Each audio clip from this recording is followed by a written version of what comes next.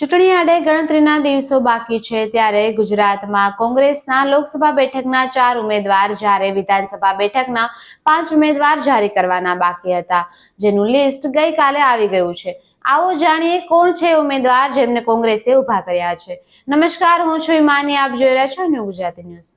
ગુજરાતમાં મહેસાણા, અમદાવાદ પૂર્વ, રાજકોટ અને નવસારી આ 4 બેઠકો પર કોંગ્રેસના ઉમેદવાર જારી કરવાના બાકી હતા, જેનું લિસ્ટ ગઈકાલે આવી ગયું છે। આવો જાણીએ કોણ છે કઈ બેઠક પરથી ઉમેદવાર। અમદાવાદ પૂર્વ લોકસભા બેઠક પરથી પહેલા રોહન ગુપ્તાને ટિકિટ અપાઈ હતી, પરંતુ તેમને ના કર્યા બાદ હિંમતસિંહ પટેલની ટિકિટ અપાઈ છે। તેઓ બાપુનગર વિધાનસભાના પૂર્વ ધારાસભ્ય પણ રહી ચૂક્યા છે, જ્યારે હાલમાં અમદાવાદ શહેર કોંગ્રેસ પ્રમુખ પણ છે। ઓલ ઇન્ડિયા મેયર કાઉન્સિલના વાઇસ ચેરમેન પણ રહી ચૂક્યા છે અને યુથ કોંગ્રેસના પ્રમુખ પણ રહી ચૂક્યા છે। તેમની ઉંમર 62 વર્ષ છે અને એમણે એસએસસી નો અભ્યાસ કરેલો છે।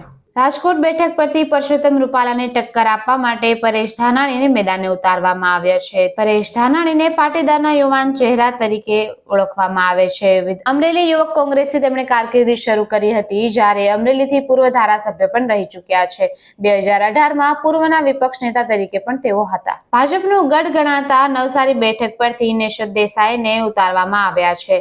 સ્વતંત્ર સેનાની પરિવારમાંથી તેઓ આવે છે, શ્રમિકો માટે સતત લડતા વ્યક્તિ છે। મહેસાણા બેઠક પરથી ઠાકોર સમાજના યુવાન ચહેરા રામજી ઠાકોરને આ વખતે ટિકિટ આપવામાં આવી છે। પોરબંદર વિધાનસભાની વાત કરીએ તો ત્યાં રાજુભાઈ ઓડેદરાને ઉતારવામાં આવ્યા છે, જેઓ મેર સમાજનો યુવાન ચહેરો છે, તેમજ તેઓ પોરબંદરના તાલુકા કોંગ્રેસના પ્રમુખ પણ રહી ચૂક્યા છે। માણાવદરથી હરિભાઈ કણસાગરાને ઉતારવામાં આવ્યા છે। કોંગ્રેસ પક્ષના 40 વર્ષથી વધુ સમયથી જોડાયેલા પાયાના આગેવાન છે।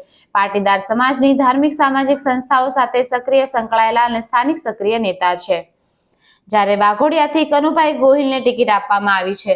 જિલ્લા કોંગ્રેસના પૂર્વ પ્રમુખ રહી ચૂક્યા છે અને જિલ્લા કોંગ્રેસના વરિષ્ઠ નેતા છે, સાથે ક્ષત્રિય સમાજના સક્રિય આગેવાન પણ છે। તેઓ ખંભાતથી મહેન્દ્રસિંહ પરમારને ચૂંટણી લડવામાં આવી રહી છે, ત્યારે પૂર્વ કોંગ્રેસ જિલ્લા પ્રમુખ રહી ચૂક્યા છે, સાથે જ ગુજરાત પ્રદેશ કોંગ્રેસના ડેલિગેટ પણ હતા। જ્યારે વિજાપુરથી દિનેશ પટેલને ટિકિટ આપવામાં આવી છે। મહેસાણા જિલ્લાના પાટીદાર આગેવાન છે, સાથે જ કોંગ્રેસ પક્ષના સક્રિય સ્થાનિક આગેવાન છે।